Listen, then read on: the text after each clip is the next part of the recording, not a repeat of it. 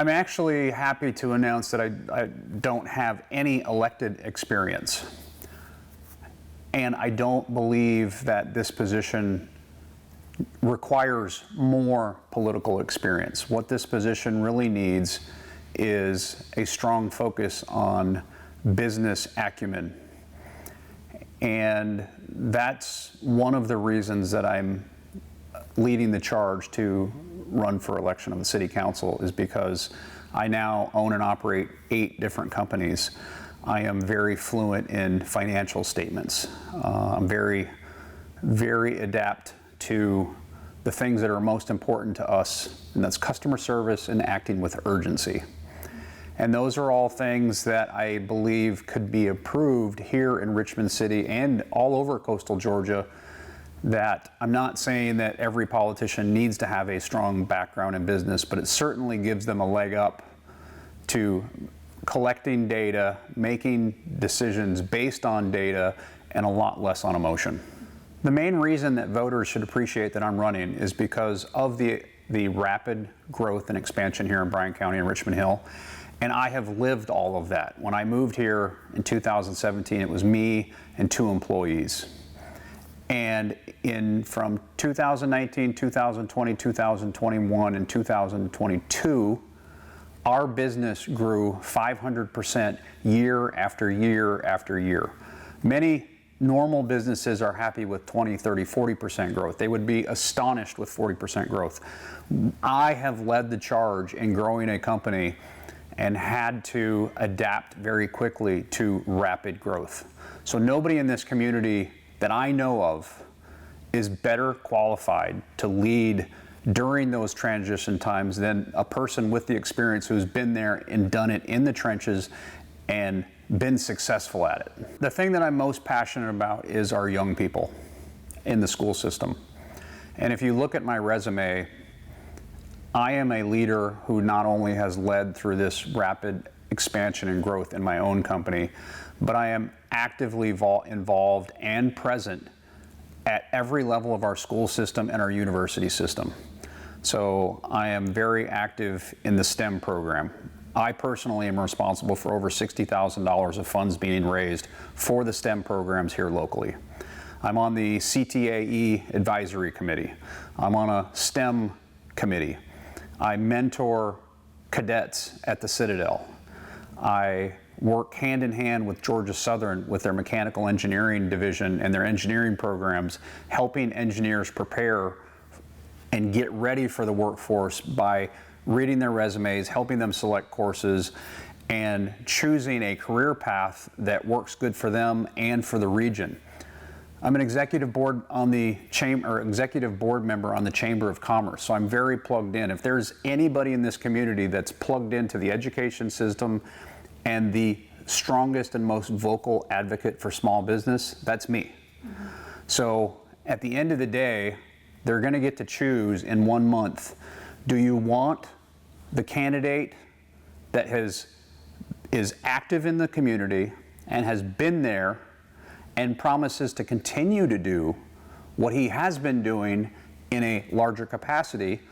Or do you want the candidate who promises to start doing things if they get elected?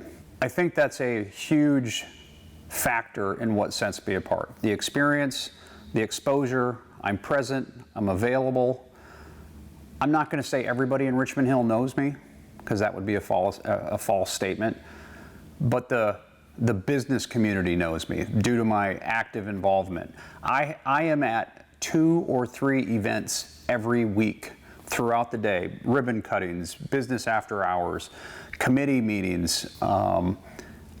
When you look around, again, when you look at the difference between candidates, there are some candidates who are always at everything, meeting and greeting, listening to people, trying to find out what people's hot buttons are, like you mentioned, the airport. But there's a lot of other things that I hear about and that I see that are overlooked because people are so focused on the huge issues. Several years ago it was Hyundai. Now it's the airport. And those are hot buttons to the community. And we're getting prepared to spend a lot of money on these things, but there's so many things that are overlooked, such as the simplest thing, the sidewalks. The sidewalks in this town are absolutely atrocious.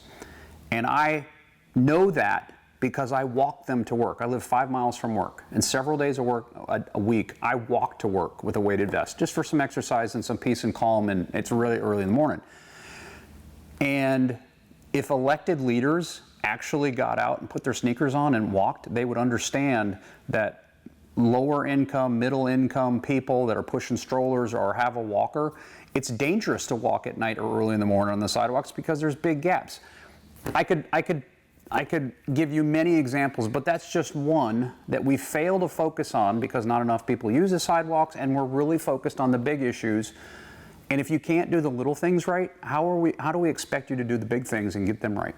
Transportation here locally is very stressful for a lot of people. I live 5 miles from this location here, and in the morning it takes me 6 or 7 minutes to work.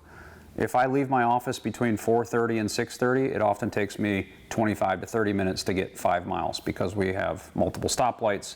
There's a lot of traffic coming in from Savannah, going down 17, on 144 going out. The traffic is terrible. I don't know if there's a solution for it in the downtown little part of Richmond Hill, but if we don't grow responsibly, we continue to add neighborhoods in the outer reaches of the Richmond Hill or the county, and you put another 1,000 or 2,000 or 10,000 cars on the road, traffic is only going to get worse. So transportation as a whole is very important. You have to pick and choose which ones you control, because many of the roads, the surface roads here that people do transit at, are GDOT. Mm-hmm. So are the sidewalks. So when I asked about the sidewalks, I was told, well, that's a GDOT thing. My question or my response is, why are we not putting massive amounts of pressure on the state to get them fixed? Because if you're pushing a stroller or you have to use a walker, it's very difficult. That's just one of many. If I'm elected, I guarantee you that when a natural disaster happens, because of my involvement in the community and my call to action and my acting with urgency, I'd be willing to bet that I will be the first person that they called. When the floods happened, I was called, not as a council member, not as an elected official, but because they knew if I said I was going to be there and do something, I was. I showed up with my F-250. I was driving through neighborhoods with the water halfway up my door, delivering water to people that couldn't get in or couldn't get out. So a lot of people were affected by the floods, and there's very few things that we could have done to prevent that. And we, in the city, there are some people who are running on the airport and running on the flood. We got to fix the floods. Well, the city has spent a tremendous amount of money being proactive, getting ready for future floods.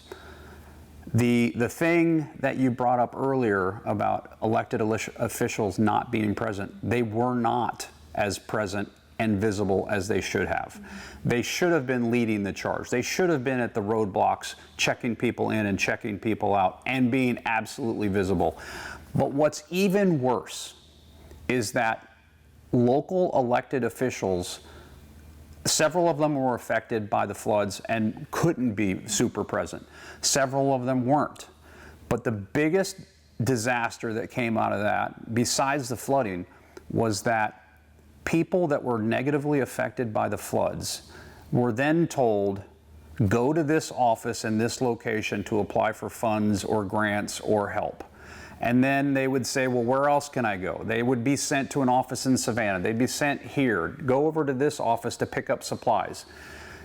If I were an elected official, I would have called all the organizations that were offering help, and they would have been a one-stop shop. You come in here, you get toilet paper, toothbrushes, whatever else you need. You come up right to the next desk and you talk to FEMA. You come to the next desk and talk to Red Cross. They're already put out by the floods. Now why are we making them drive all over the county to find assistance? And many of them didn't even know who to ask for assistance. So our leadership at that time could have been significantly better had there been vocal and present leadership leading the charge, not being reactive. And I'll be honest, many of the officials that I saw Unfortunately, we're there to lend a helping hand for a very small time and take a photo op and then disappear. I don't want to preach who I am and what I'm going to do.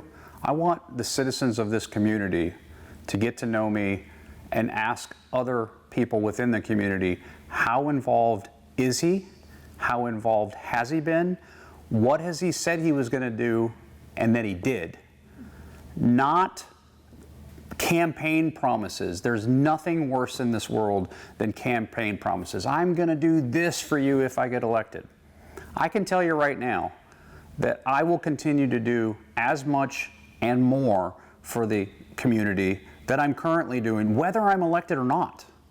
So if they want a strong leader who has been there and done it, been in the trenches during rapid amounts of growth, and come out successful, then they will vote for me. And I understand that there's people that like other candidates' positions, but again, I have to ask them, do you see them at community functions? Are they fundraising? Are they mentoring our kids? Are they active in promoting other small business and helping the community grow in a responsible manner? I am not a huge fan of bringing huge businesses here because they often have a lot of help from state and federal organizations. I am the guy who's going to promote small business growth, help the mom and pops get to where they can be, where they can afford to go from 3 to 5 to 10 employees, give them a place that they can operate. One of the biggest challenges here is everybody wants to move here because the schools are so great. But if you're a small business owner, there's virtually no industrial and commercial space to move here and use. And that will be one of the things that I work on, just like the building we're in here. I had to create this and put it up myself. But not everybody's had the luxury of the success that our businesses have had to be able to afford this. And I think that government, the Development Authority, the Chamber, the county, and the city should work collaboratively together to identify pieces of parcels and do the planning and the zoning and the upfront costs, make those things available so that small businesses, the heart and soul of our economy, can move here and grow here, and we can foster those. And that's growing responsibly. When you plunk down these massive manufacturing facilities, which is great, but it's an instant surge of people, traffic, and housing issues, which we're all seeing now. The cost of housing is absurd. So it's very difficult even for me now to hire people to come here because they'll accept a job at a very good pay rate, but when they find out the cost of living here, oftentimes they're like, I either have to live 20 or 30 miles away, or I'm not going to take the job because me and my wife and my young family can't afford to live in Richmond Hill. We have built our business by hiring such a diverse group of people. My company is not run by HR. HR is important, but it does not lead our company.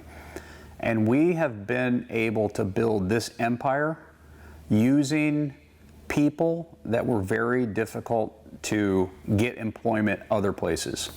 We have a young man who's legally blind. We have a young man who's deaf. We have several people that have a physical disability that doesn't allow them to function in normal environments, and we make accommodations for all of them. We have a young girl who has a disability, and I believe she's 21, and she comes to work 3 days a week and wipes tables down in the cafe. And the transformation that her parents have said that she's made by giving her some place to go other than with her mom and dad, it gives her joy. She loves to come to work. She's got a funny nickname for me. And to see her smile, you know, you would think that having somebody come in here and wipe tables down is kind of a menial job.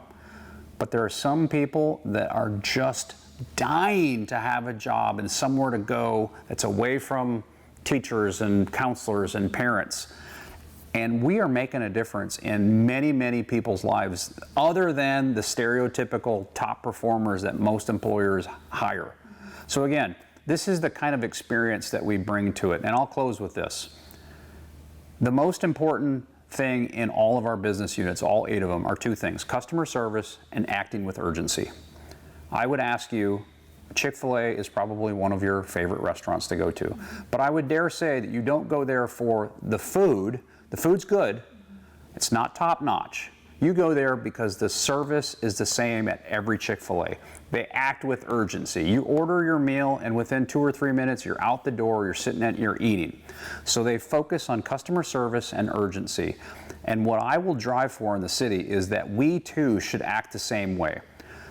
Our customer service will improve dramatically if I am allowed to guide that process. We are here to serve the constituents with Chick-fil-A level customer service. And when we're gonna do things, we're gonna do them quickly with urgency. Because if you don't, people feel ignored, or they're not heard, or they're not getting the services that they pay for. So urgency and customer service are a cornerstone of how we've operated, and I want that to be the cornerstone of how Richmond Hill operates in the future.